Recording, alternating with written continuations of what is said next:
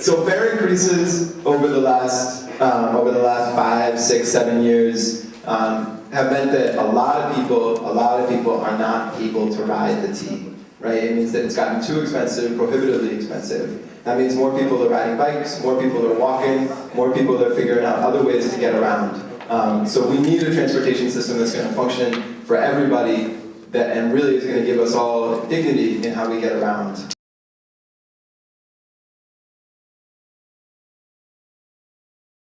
What made you want to put this event together? So a lot of our members have always been talking a lot about fare increases on the MBTA, service cuts issues, just demanding better safety.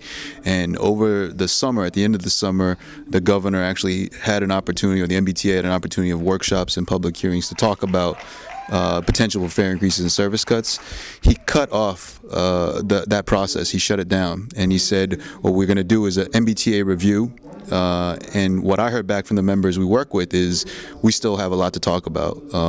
Maybe the fare increase and service cuts are on hold, but we need a place to speak out, share our experiences on the MBTA, and make sure that the governor, the state legislature, and our new Massachusetts Department of Transportation knows what's going on with riders every day, because they don't use the system. And I realize again that the low-income communities and community of colors, they don't have the same access to transportation. I know that there are some people where they can't afford the pass each month, and so they have to pay, and you have people almost choosing between rent and groceries or taking the bus and train to go to work or school. Hey, talk to some of these bus drivers. There's a reason why they're going crazy on their behinds, you know what I mean? And then we get on a T, we've had a day, we're all mad and upset, and all of that is doing is taking us down. Those people work like everybody else, and we have to figure out a way, one, that the T treats their workers better. The real people who are driving us around need to be treated better, and then they will treat us better.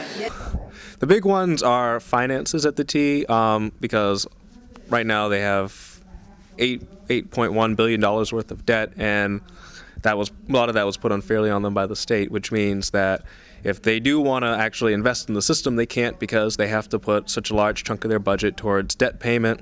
And of course, to help pay for that, they have fare increases, so kind of passing the buck along. If you are on a super crowded bus and you're always bumping into people, then that sparks arguments and causes fights more than if you were on buses that were running regularly that weren't so crowded, where people weren't bumping into each other.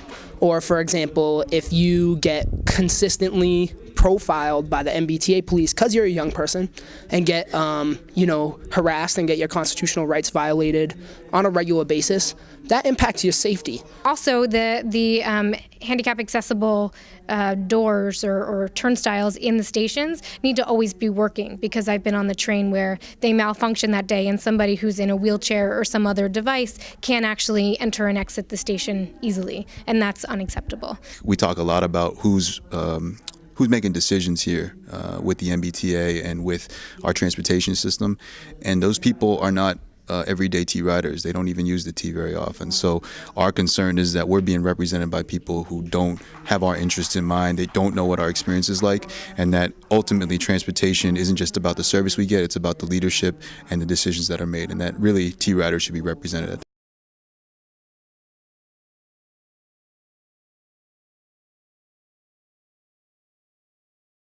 And you know what? You be cold. What if it was snowing time and it took 10 hours?